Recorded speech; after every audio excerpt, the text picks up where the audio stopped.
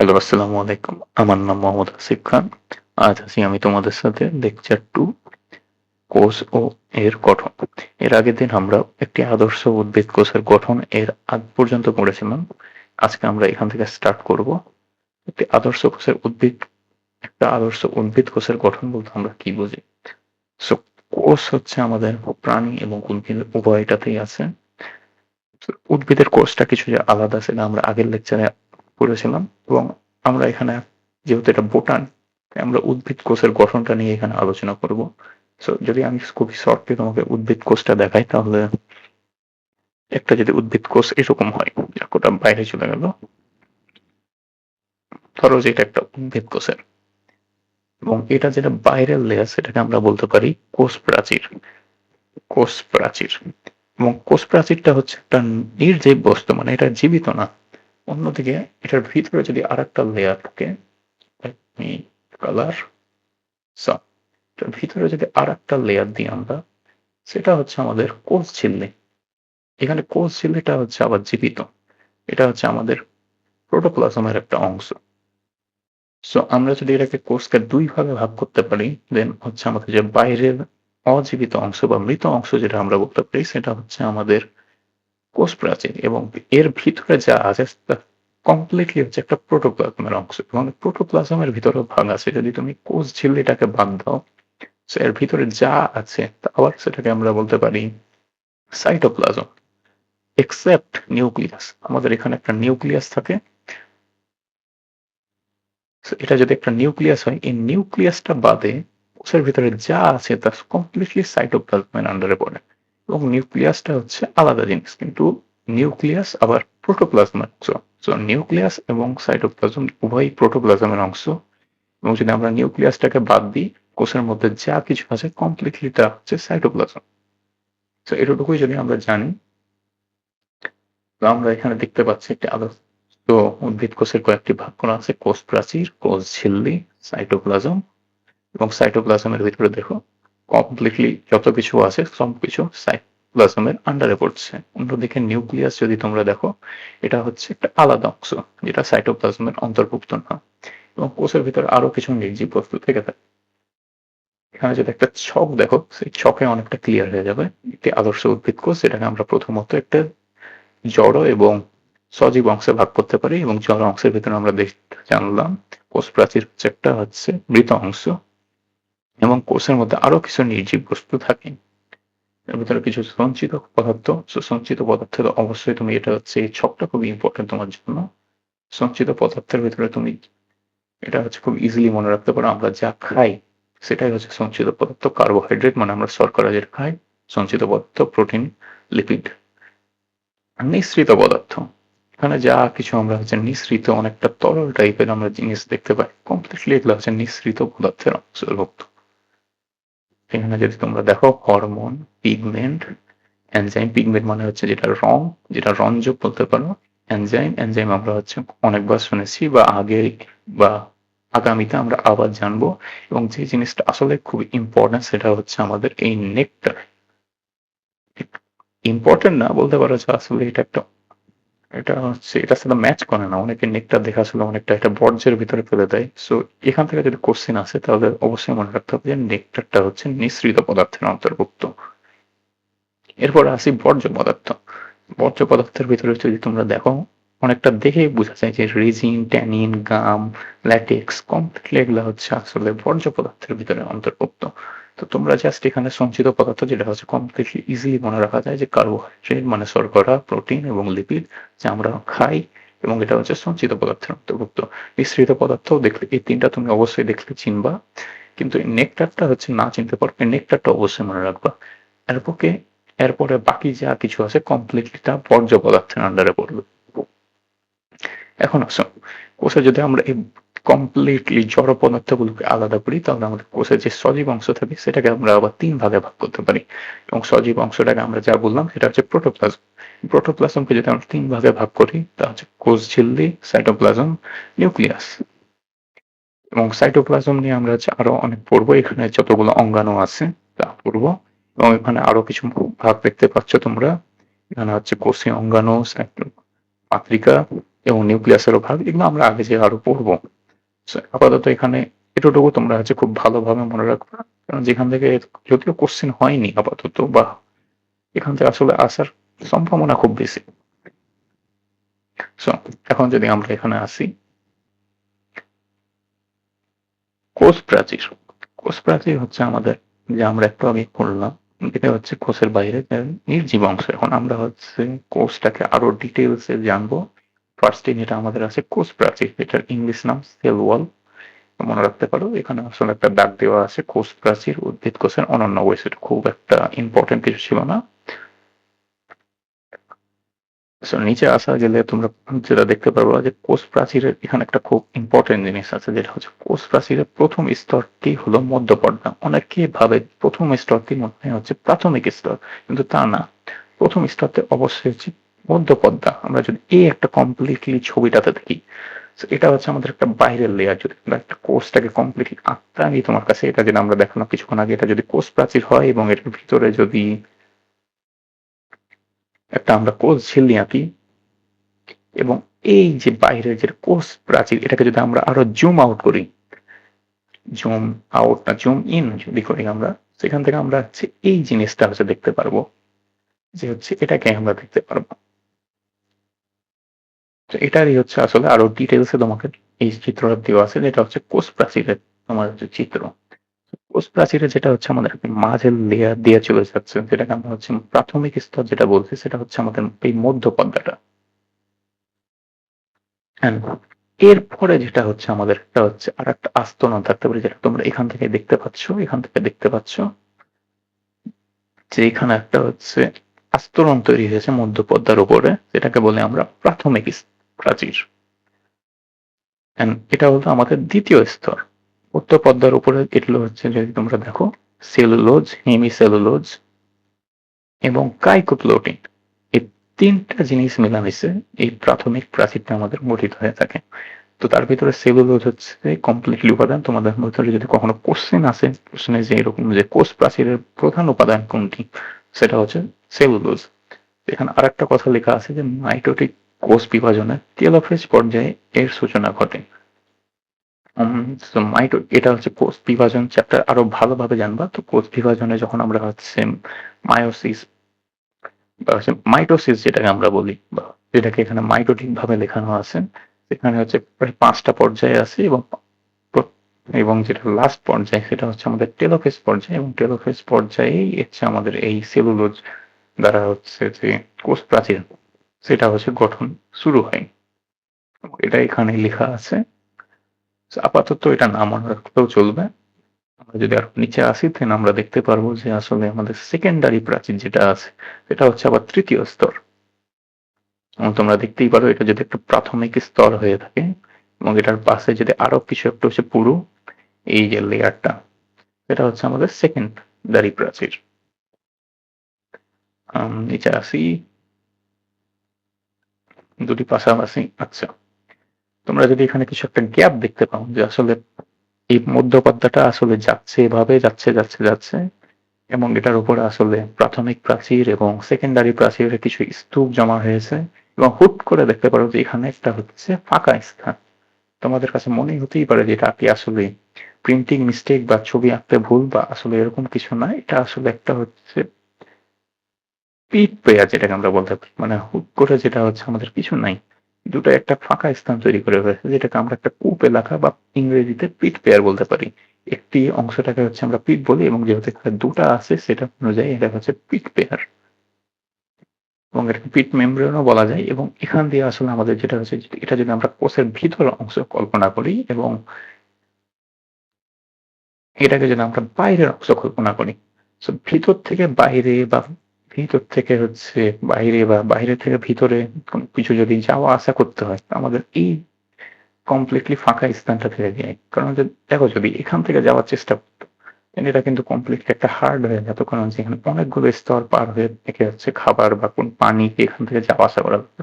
তো তাই এখানে কিছু কিছু জায়গাতে ফাঁকা স্থান থাকে, ফলে আমাদের যেগুলো খাবার আছে বা পানি বা উদ্ভিদের অন্যান্য প্রয়োজনীয় জিনিস এখান থেকে দিতে পারে। এবং এখানে যে একটা সংযোগ ক্রিয়েট করতে পারি আমরা, সেটা হচ্ছে সাইটোপ্লাজমিক সংযোগ, এবং এটাকে আমরা বলতে পারি হয়ে গেল প্লাজমোডেজমাটা। এই জিনিসটা আসলে খুবই ইম্পর্টেন্ট, তোমরা এটা অবশ্যই মনে রাখবা যে আসলে এখানে যদি আমরা হচ্ছে দুটি পাশাপাশি কোষের প্রাচীরের সূক্ষ্ম ছিদ্রপথে নলাকার যে সাইটোপ্লাজমিক সংযোগ স্থাপিত হয় তাকে হচ্ছে আমরা প্লাজমোডেজমাটা বলতে পারি। এবং এখান থেকে এটাই ছিল খুব ইম্পর্টেন্ট একটা জিনিস। এবং এখান থেকে যদি আমরা নিচে আসি, দেন আমরা দেখতে পারবো প্রধানত সেলুলোজ, যেটা আমরা একটু আগেই বললাম যে আসলে কোষ প্রাচীরের যদি প্রধান গঠন তুমি দেখতে যাও, রাসায়নিক গঠন যেটা আমরা পড়ছি আপাতত, এখানে হচ্ছে প্রধানত আমাদের সেলুলোজ থাকে কোষ প্রাচীরে। এছাড়াও যেটা থাকে সেটা হচ্ছে হেমিসেলুলোজ এবং গ্লাইকোপ্রোটিন। এখন যেটা আসলে খুবই গুরুত্বপূর্ণ তা হচ্ছে তোমাকে এই পার্সেন্টেজ গুলো মনে রাখতে হবে, অ্যাটলিস্ট কোষ প্রাচীরেরটা তো মনে রাখতেই হবে। অন্যগুলো এত ইম্পর্টেন্ট না, বাট কোষ প্রাচীরেরটা কেন জানি ইম্পর্টেন্ট, হয়তো বা এটা ফার্স্টে আছে তাই হয়তো বা। এখানে আসলে কোষ প্রাচীরের জিনিসটা মনে রাখতে হবে। এবং যদিও এখানে আসলে খুব ইম্পর্টেন্ট কোনো না, তোমরা মনে রাখতে পারো যে আসলে সেকেন্ডারি প্রাচীরে লিগনিন থাকে এবং কোনো কোনো প্রাচীরে সুবেরিন থাকে বা ওয়াক্স থাকে, বা ওয়াক্স যেটা আমরা মোম বলে থাকি সেটা থাকে। তো লিগনিন, সুবেরিন এবং ওয়াক্স এটা হচ্ছে সেকেন্ডারি প্রাচীরে থাকে। এবং অত্যন্ত গুরুত্বপূর্ণ যেটা জিনিস সেটা হচ্ছে ছত্রাকের প্রাচীর কাইটিন এবং ব্যাকটেরিয়ার প্রাচীর লিপিড পলিমার দিয়ে গঠিত। আমাদের প্রাচীরটা কিন্তু হচ্ছে এটা যদি হচ্ছে উদ্ভিদের যদি বলছি, বা আমাদের তো যেহেতু নাই, উদ্ভিদের প্রাচীরটা হয়ে থাকে যে সেলুলোজ দ্বারা, হেমিসেলুলোজ দ্বারা। কিন্তু ছত্রাকের ক্ষেত্রে বা হচ্ছে ব্যাকটেরিয়ার ক্ষেত্রে এটা কিন্তু আলাদা হয়ে থাকে। ছত্রাকের ক্ষেত্রে কাইটিন দিয়ে এবং ব্যাকটেরিয়ার ক্ষেত্রে লিপিড প্রোটিন পলিমার দিয়ে। এবং ব্যাকটেরিয়ারটা আমরা আরো আগে পড়বো যখন আমাদের অণুজীব চ্যাপ্টার আসবে। কিন্তু হচ্ছে ছত্রাকেরটা অবশ্যই মনে রাখতে হবে যেটা হচ্ছে কাইটিন দিয়ে গঠিত। এন্ড এখানে যেটা হচ্ছে মনে রাখার জিনিস সেটা হচ্ছে কোষ প্রাচীরের 40% হচ্ছে সেলুলোজ। অবশ্যই সেলুলোজ যেহেতু আমাদের প্রধান উপাদান, তাই হচ্ছে অবশ্যই 40% মানে হচ্ছে বেশি থাকবে। 20% হেমিসেলুলোজ এবং 30% পেকটিন, 10% গ্লাইকোপ্রোটিন। তো এটা আসলে একটা ছন্দ দিলে দেওয়া যায়, বাট আমি এখানে ছন্দ তোমাদের দিতে চাচ্ছি না, বিকজ এটা প্রথম জিনিস এবং প্রথম একটাই জিনিস যেটা হচ্ছে আমরা মনে রাখবো। সো এখানে আমাদের আসলে কোনো সময় প্রবলেম হবে না, তোমরা বারবার রিভিশন দাও, এটা কমপ্লিটলি তোমাদের কাছে মনে থাকবে। 40% সেলুলোজ, 20% হেমি সেলুলোজ, 30% পেকটিন এবং 10% হচ্ছে আমাদের গ্লাইকোপ্রোটিন। এবং এটা যদি আমরা আরো সূক্ষ্ম গঠনে আসতে চাই, সূক্ষ্ম গঠন, এখন আসো সূক্ষ্ম গঠনে। সূক্ষ্ম গঠনে যদি তোমরা দেখতে যাও, কোষ প্রাচীরের প্রধান উপাদান সেলুলোজ, যেটা আমরা অনেকবারই বললাম। তো এখন সেলুলোজ জিনিসটা হচ্ছে কি, কোষ প্রাচীর হচ্ছে, সেলুলোজ হচ্ছে খুবই ক্ষুদ্র একটা অণু এবং অনেকগুলো অণু একসাথে মিলেমিশে মিশে আসলে তৈরি হয় একটা হচ্ছে পলিমার, যেটা হচ্ছে আমরা হচ্ছে সেলুলোজ একটি পলিস্যাকারাইড 6 কার্বন বিশিষ্ট বিটা ডি গ্লুকোজের অসংখ্য অণু দ্বারা গঠিত। এটা আপাতত তোমার মুখস্থ করার কোনো দরকার নেই, এটা তোমরা কেটে দিতে পারো, বিকজ আমাদের একটু পরে একটা চ্যাপ্টার আছে যেটা হচ্ছে কোষ রসায়ন, সেখানে এটা নিয়ে বিস্তারিত ভালোভাবে তোমরা জানতে পারবা। আপাতত এটা লাগবে না। এখানে যেটা তোমরা হচ্ছে জানার বিষয় সেটা হচ্ছে 1000 থেকে 3000 সেলুলোজ অণু একসাথে মিলেমিশে একটা সেলুলোজ চেইন তৈরি করে। এবং এই 100টা সেলুলোজ চেইন মিলিতভাবে ক্রিস্টালাইন মাইসেলি তৈরি করে। আর এখান থেকে যেটা কমপ্লিটলি তোমাদের হচ্ছে গুরুত্বপূর্ণ যেটা জানা আসলেই তোমাদের জরুরি, সেটা হচ্ছে মাইসেলিকে কোষ প্রাচীরের ক্ষুদ্রতম গাঠনিক একক ধরা হয়। এই জিনিসটা আসলে খুবই ইম্পর্টেন্ট একটা লাইন।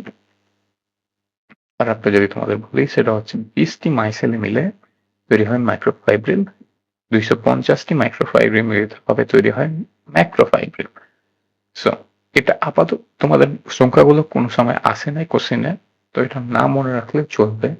যদি তোমরা বারবার রিভিশন দাও, এটা অবশ্যই মনে হয়ে যাওয়ার কথা, বাট আপাতত যেহেতু কখনো আসে নাই, তো বলতেই পারো এটা খুবই একটা অপ্রয়োজনীয় জিনিস, মনে রাখার কোনো দরকার নাই। এবং যে জিনিসটা আসলে ইম্পর্টেন্ট সেটা হচ্ছে কোষ প্রাচীরের কাজ। সেটা হচ্ছে আমাদের সিকিউ এ আসার মতন একটা টপিক। সিকিউ এ ক নাম্বারের প্রশ্নে বা গ নাম্বারের প্রশ্নে অবশ্যই এটা চলে আসতে পারে যে কোষ প্রাচীরের কাজগুলো কি কি। সেখানে হয়তো তোমাকে একটা উদ্দীপক কোনো ছবি দেওয়া থাকতে পারে, সেখান থেকে হয়তো একটা কোষ প্রাচীরের একটা হচ্ছে এঁকে দেওয়া থাকতে পারে, এবং সেখান থেকে তোমাকে বলবে যে উক্ত যে জিনিসটা হচ্ছে দাগ দেওয়া আছে বা যে জিনিসটা হচ্ছে আমরা দেখতে পাচ্ছি সেই জিনিসটাতে কাজ কি।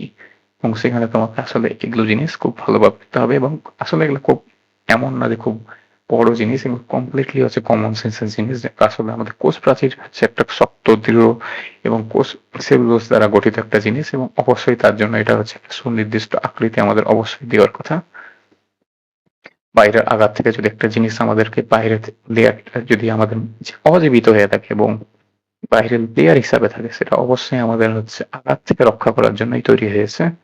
প্রয়োজনীয় শক্তি ও দৃঢ়তা প্রদান করে। প্রয়োজনীয় শক্তির মধ্যে হচ্ছে দৃঢ়ভাবে দাঁড়িয়ে থাকা যেটা শক্তি আমরা দেখতে পাই, সেটা হচ্ছে প্রদান করে পানি ও খনিজ লবণ শোষণ ও পরিবহনে সাহায্য করে। এবং আমরা অবশ্যই দেখলাম প্লাজমোডেজমাটার মাধ্যমে যেটা আমরা সূক্ষ্ম সাইটোপ্লাজমিক সংযোগ ক্রিয়েট করতে পারি, সেটার মাধ্যমে পানি এবং খনিজ লবণ আমরা হচ্ছে পরিবহন করে থাকি এক কোষকে অন্য কোষ সাথে পৃথক রাখি। ইয়াস, কারণ আমরা হচ্ছে এই কোষ প্রাচীর দেখে হচ্ছে আর একটা কোষ আলাদা থাকে এবং এরা দুটার সাইটোপ্লাজমের কোনো কিছু সংযুক্ত হয় না।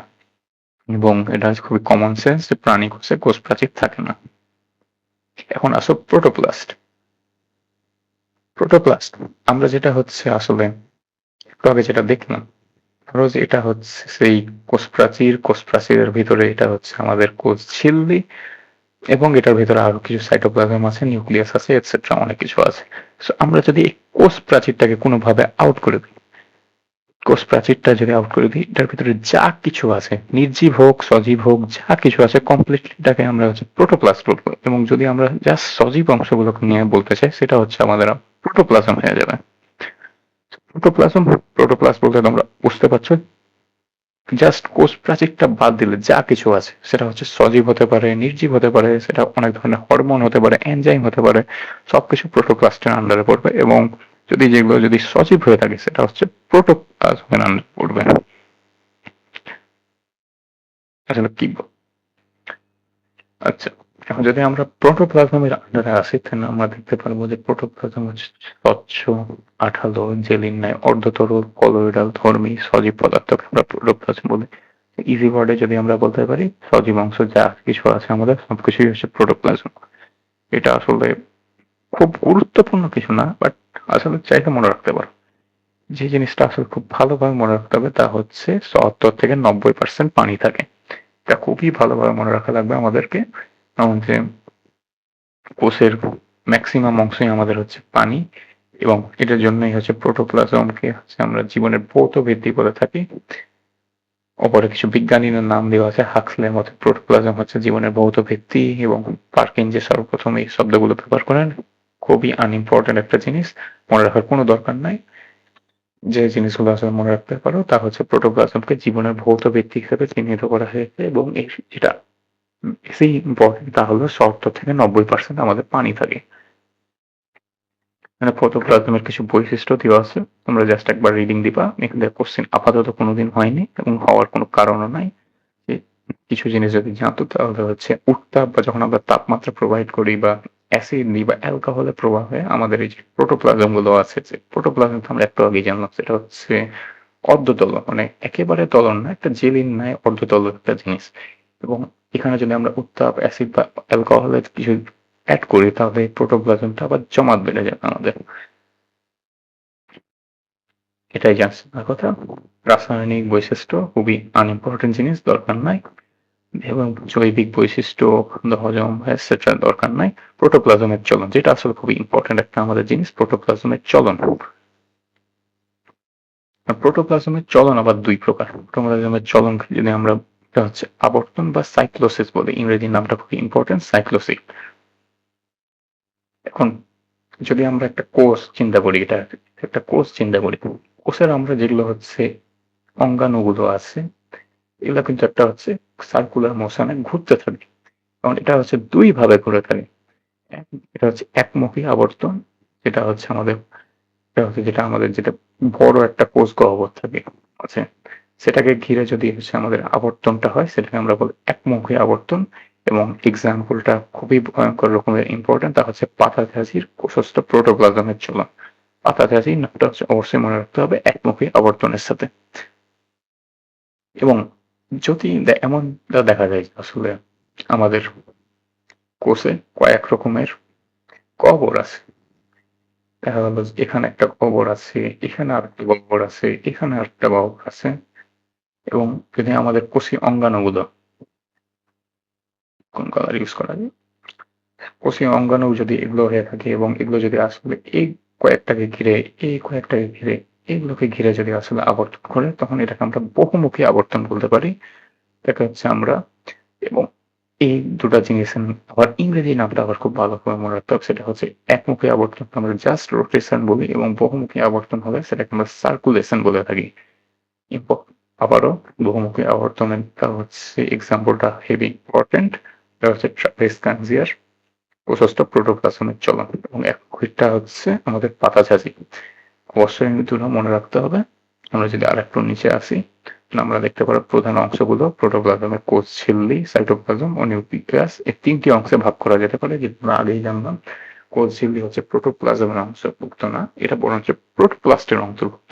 এবং একটু আগে আমরা আলোচনা করলাম, যদি আবার আলোচনা করি, প্রোটোপ্লাস্ট হলো যে আমরা যদি কোষ প্রাচীরটাকে যদি আলাদা করে নিই, এর ভিতরে যা কিছু আছে, নির্জীব হোক, সজীব হোক, যা কিছু আছে, কমপ্লিটটা হচ্ছে প্রোটোপ্লাস্ট। এবং যেটা হচ্ছে আমরা যদি জাস্ট সজীব অংশগুলোকে নিয়ে আলোচনা করি, দেন যা কিছু আছে তা হচ্ছে আমাদের প্রোটোপ্লাজমের অংশ। এবং এই প্রোটোপ্লাজমকে যদি আমরা ৩ ভাগে ভাগ করতে পারি, যেটা আউটার লেয়ার, আউটার জীবিত লেয়ার, এটাকে আমরা কোষ ঝিল্লি বলতে পারি। এবং এর ভিতরে যা কিছু আছে তা হচ্ছে সাইটোপ্লাজম, নিউক্লিয়াস ব্যতীত। এবং আরেকটা হচ্ছে নিউক্লিয়াস আছে আমাদের। ৩ টি অংশ মিলেমিশে আমাদের প্রোটোপ্লাজম হয়। এখন আসো প্লাজমা মেমব্রেন। প্লাজমা মেমব্রেন হচ্ছে আমাদের যেটা কোষ ঝিল্লি, যেটা আমরা আউটার লেয়ার দেখলাম, জীবিত অংশটা। এবং প্লাজমা মেমব্রেনকে অনেকে অনেক নাম দিয়েছেন। সর্বপ্রথম কার্ল নাগেরি এটার নামকরণ করেন।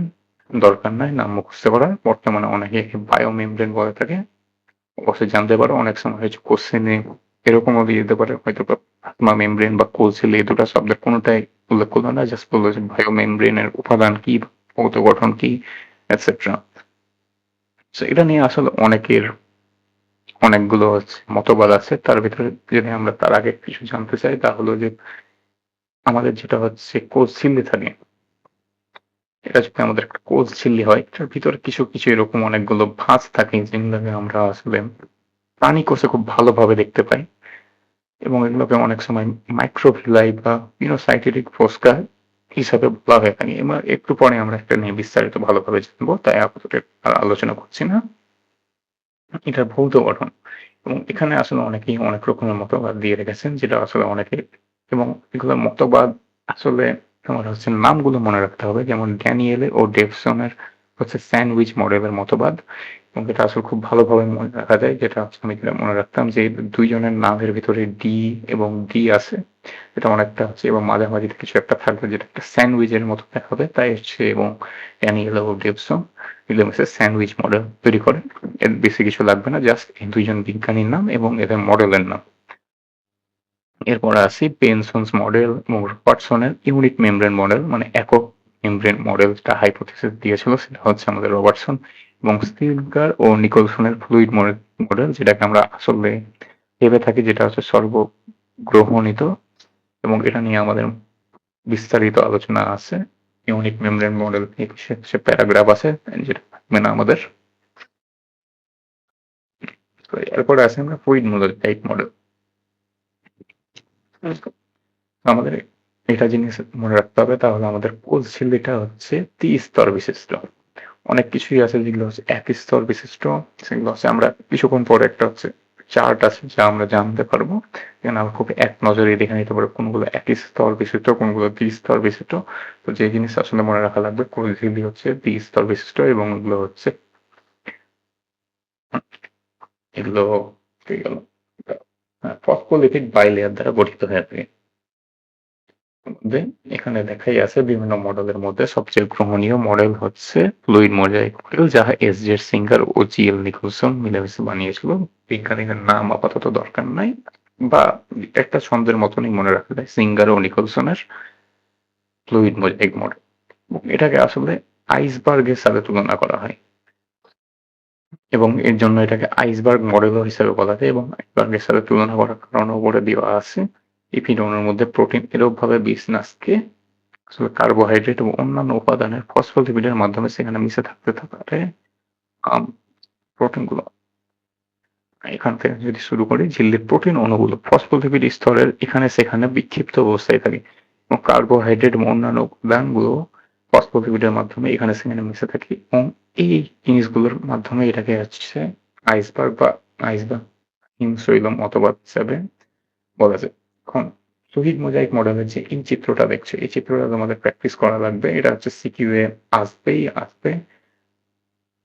আসার মতো খুব একটা হচ্ছে ইম্পর্টেন্ট টপিক, যে জিনিসটা তোমাদের মনে করো। আচ্ছা, আসলে এখন আমরা ফসফোলিপিড বাইলেয়ারে, এটি হচ্ছে আমাদের 2 স্তর বিশিষ্ট, এবং মূলত এই জিনিসটাই আসলে আমাদের হচ্ছে কমপ্লিটলি সবকিছু সারাউন্ড করে থাকে। এগুলো যেটা আমরা দেখতে পাচ্ছি, এটা কমপ্লিটলি যত কিছু দেখতে পাচ্ছ কমপ্লিটলি এগুলো হচ্ছে ফসফোলিপিড বাইলেয়ার। এই জিনিসটা হচ্ছে ফসফোলিপিড বাইলেয়ার। আরো ভালোভাবে দেখাই আমি, এটা হচ্ছে ফসফোলিপিড বাইলেয়ার। এটা হচ্ছে আমাদের ফসফেট হেড থাকে এবং হচ্ছে দুটি ফ্যাটি অ্যাসিড লেস থাকে। দুটো হচ্ছে লেস, যেটা আমরা দেখতে পাচ্ছি হচ্ছে আমার ফ্যাটি অ্যাসিড। এবং এই দুটো জিনিস আরো ভালোভাবে যদি বলতে চাই, এই দুটো হচ্ছে নন পোলার এবং এটা হচ্ছে পোলার। যা তোমরা হচ্ছে এখানে দেখতে পারো যে নন পোলার ফ্যাটি অ্যাসিড লেড এবং পোলার ফসফেট হেড থাকে। আরো যদি নিচে যায় এবং এখানে থাকে আমাদের মেমব্রেন প্রোটিন। মেমব্রেন প্রোটিনের ভিতরে যদি তোমরা দেখতে চাও, এখানে হচ্ছে 3 ধরনের প্রোটিন থাকে। যেটা হচ্ছে আমাদের ইন্টিগ্রাল প্রোটিন।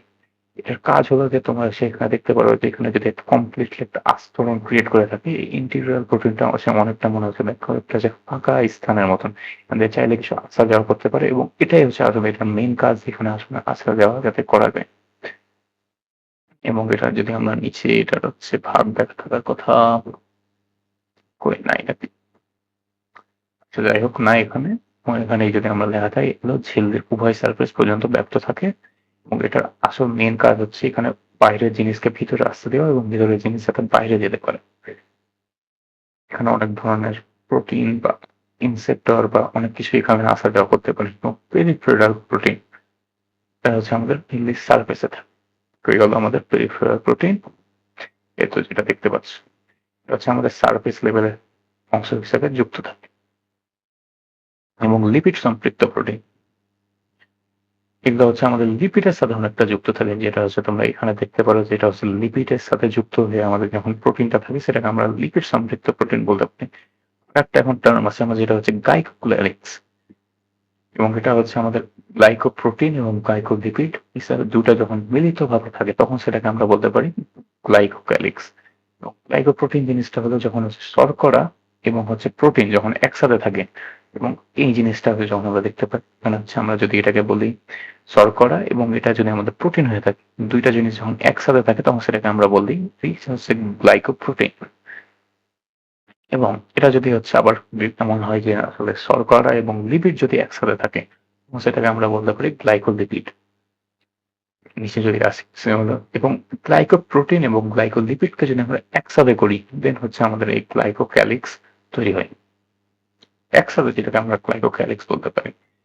কোলেস্টেরল যেটা আমরা এখানে দেখতেই পাচ্ছি, মাঝে মাঝে আমাদের কোলেস্টেরল থাকে, কারণে হুট করে একবার হচ্ছে কোলেস্টেরল চলে আসে। এবং যেগুলো হচ্ছে আমাদের প্রাণী কোষের ঝিল্লিতে অপেক্ষাকৃত একটু বেশি থাকে। থাকারই কথা, কারণ আমরা হচ্ছে অনেক ধরনের আনহেলদি বা হচ্ছে হেলদি যাই খাই, আমরা ডিম বা অনেক কিছু যাই খাই আমরা, সেখানে হচ্ছে কোলেস্টেরল প্রোটিন অনেক বেশি থাকে। আলুতে যেমন কোলেস্টেরল অনেক বেশি পরিমাণে থাকে। এবং এটার জন্য আমাদের এখানে যে অংশটা আসলে গুরুত্বপূর্ণ, তা হলো যে প্রোটিন অংশিক পানিগ্রাহী এবং হচ্ছে কি হলো যাহা ঝিল্লির সারফেসে থাকে। এবং যেটা আমাদের লিপিড থাকে, এটা হচ্ছে পানি বিরোধী। মানে এগুলো হচ্ছে যেগুলো হচ্ছে আমাদের প্রোটিন থাকে, এগুলো হচ্ছে পানির প্রতি বেশি আকৃষ্ট হয়ে থাকে। এবং যেগুলো আমাদের লিপিড থাকে, সেগুলো হচ্ছে পানি থেকে হচ্ছে আসলে অনেকটা দূরে সরে যায় এবং পানিকে এরা আসলে গ্রহণ করে না।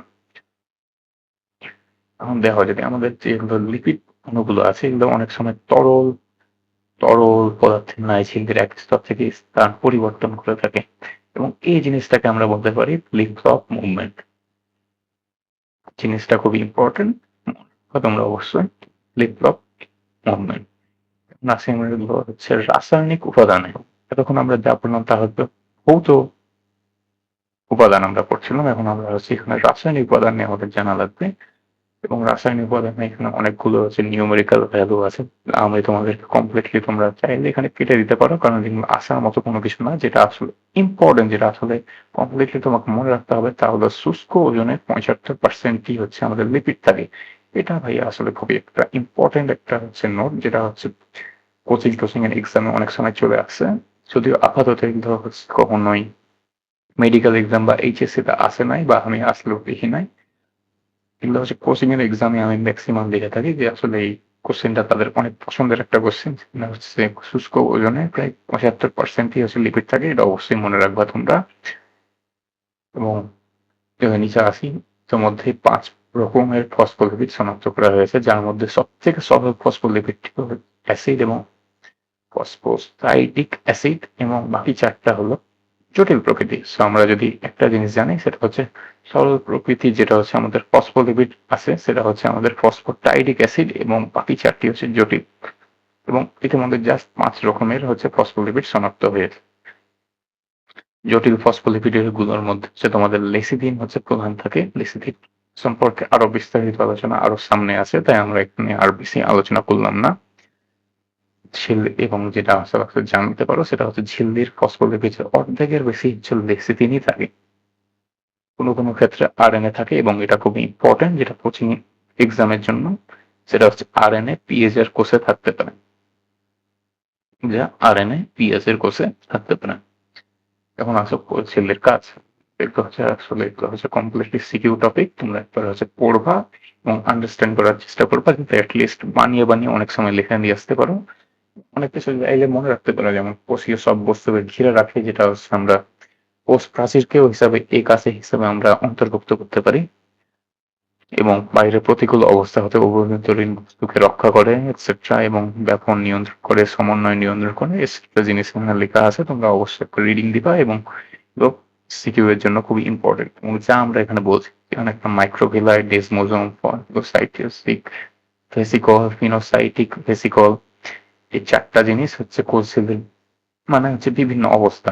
ধরো যে কিছু একটা ইন্টার করতে চাইছে আমাদের কোষঝিল্লিতে, এবং কোষঝিল্লি যদি কমপ্লিটলি এরকম একটা সারফেসে থাকে, তাহলে একটা হচ্ছে বাইরের বস্তুকে ইন্টার করতে হচ্ছে একটু বেশি কষ্ট করতে হবে। কিন্তু বাই চান্স যদি কোষঝিল্লি এরকম একটা হচ্ছে অবস্থায় থাকে, খুব সহজে আমাদের এই বাইরের বস্তুটা এই স্তরের মাধ্যমে ভিতরে প্রবেশ করে নিতে পারবে।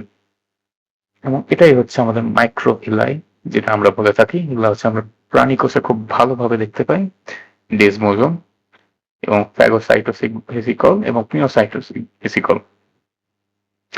এই দুটার ভিতরে পার্থক্য হলো যে এখন তোমরা হচ্ছে প দেখতে পারো, যেটা পিনোসাইটিক ভেসিকলের সামনে আছে প, এবং প তাই হচ্ছে এটা হচ্ছে পানি বা তরল জাতীয় কোনো পদার্থ যখন ইন্টার করে, তখন যে ভেসিকলটা আমরা ক্রিয়েট করি সেটা হচ্ছে পিনোসাইটিক ভেসিকল। এবং যদি হচ্ছে তরল ব্যতীত কোনো কঠিন সারফেসের কোনো জিনিস থাকে, সেটা যখন ইন্টার করে সেটা হচ্ছে ফ্যাগোসাইটিক ভেসিকল। এটুকুই জানা ছিল, এর বেশি এখান থেকে আসলে আর কিছু জানা লাগবে না। এখানে লেখা আছে প্রতি কোষে 3000 পর্যন্ত হচ্ছে আমাদের এই মাইক্রোভিলাই থাকতে পারে। জানার দরকার নাই, মুখস্থ করার কোনো দরকার নাই। এখন দেখো এখানে কিছু পার্থক্য কেউ আছে যা আসলে সিকিউ এ আসার মতন একটা টপিক। এখানে দেখো সজীবতা, যেটা আমরা কিছুক্ষণ আগে আলোচনা করলাম, কোষ প্রাচীর মৃত এবং কোষঝিল্লি আমাদের জীবিত অবস্থান। কোষ প্রাচীর জীবের উদ্ভিদ কোষ প্রাচীর উদ্ভিদ কোষের বৈশিষ্ট্য, এবং কোষঝিল্লির বাইরে অবস্থিত, যা আমরা কিছুক্ষণ আগে ছবির মাধ্যমে দেখলাম। এবং কোষঝিল্লি উদ্ভিদ ও প্রাণী উভয় কোষেই থাকে। আমরা দেখলাম যে আমাদের প্রাণী কোষেও থাকে কোষঝিল্লি, কিন্তু কোষ প্রাচীর আমাদের প্রাণী কোষে থাকে না। এটা জাস্ট একটা উদ্ভিদের অনন্য বৈশিষ্ট্য, একটা ইউনিক টাইপের বৈশিষ্ট্য। গঠন প্রধানত সেলুলোজ নির্মিত, এবং হচ্ছে শক্ত ও ভেদ্য প্রাচীরযুক্ত। এবং কোষঝিল্লি যদি আমরা দেখতে চাই, এটা হচ্ছে প্রোটিন এবং লিপিড দিয়ে গঠিত, এবং আমরা লিপিড অবশ্যই মনে রাখবো, যেটা হচ্ছে 75% আমাদের লিপিড থাকে। এটা হচ্ছে খুবই ইম্পর্টেন্ট একটা হচ্ছে ইনফো, এটা অবশ্যই তোমরা মনে রাখবা। আমাদের হচ্ছে লিপিড থাকে হচ্ছে 75%, এবং এটা হচ্ছে স্থিতিস্থাপক এবং অর্ধভেদ্য হতে পর্যায়যুক্ত। যেখানে আমরা হচ্ছে কোষ প্রাচীর দেখলাম যেটা হচ্ছে ভেদ্য পর্দা, এবং আমাদের কোষঝিল্লি যেটা অর্ধভেদ্য। অর্ধভেদ্য শব্দটা খুব ভালোভাবে মনে রাখবা, এটা হচ্ছে অবশ্যই একটা হচ্ছে ইম্পর্টেন্ট জিনিস। যে আমাদের কোষঝিল্লি এটা অর্ধভেদ্য, এটা চাইলেই কিছু আসতে পারে না বা যেতে পারে না। এটার জন্য একটা হচ্ছে ব্যাপনের ক্রিয়েট করতে হয়, একটা হচ্ছে অভিস্রবণের ক্রিয়েট করতে হয়, কাজ আকার আকৃতি, এবং এটা হচ্ছে ভেতরের বা বাইরের প্রয়োজনীয় বস্তু চলাচল নিয়ন্ত্রণ, কোষত্র প্রোটিপ্লাজম অংশ সংরক্ষণ এটসেট্রা। এটা হচ্ছে কাজ দেখতে পারো। অলংকার গুণস্তরে বিশেষ বিন্যাসের নানাবিধ অলংকার দেখা যায়। আসলে এখানে কিরকম অলংকার বলছে, আমরা যখন দেখতে পারি যে তোমরা যখন কাঠ কাটো বা কাঠের একটা সার্ফেস যদি তোমরা দেখো, তো তোমরা দেখতে পারবে যে এখানে আসলে অনেক ধরনের ডিজাইন করা থাকে। অনেক সময় গোল হিসাবে এরকম ভাবে থাকে, অনেক সময় এভাবে থাকে। তো এরকম অনেকগুলো ডিজাইন তোমরা হচ্ছে আমরা এই দেখতে পাই আমাদের, বা যেকোনো যদি ফার্নিচারে তোমরা দেখে থাকো, বা যদি যখন কাঠ কাটে তখন এরকম ডিজাইন গুলো দেখতে পারো, এগুলো হচ্ছে আমাদের এই কোষ প্রাচীর গুলো দ্বারা করে থাকে, এবং কোষ ঝিলে এরকম কোনো অলঙ্কার দেখা যায়। এরপর আছে আমাদের সাইটোপ্লাজম অঙ্গাণু। যাই হোক, আজকে এখান পর্যন্তই থাক। এটার উপরে যা পড়ালাম, আজকে আমাদের ডিসক্রিপশনে অবশ্যই কিছু কোশ্চেন দিয়ে থাকার কথা, না থাকলে হয়তো অন্য ভিডিওতে আছে, তোমরা অবশ্যই সেগুলো যদি পেয়ে থাকো দেন প্র্যাকটিস করার ট্রাই করবা, এবং এর পরের দিন থেকে আমরা সাইটোপ্লাজম ও এর অঙ্গাণু নিয়ে পড়ালেখা স্টার্ট করবো। আসসালামু আলাইকুম।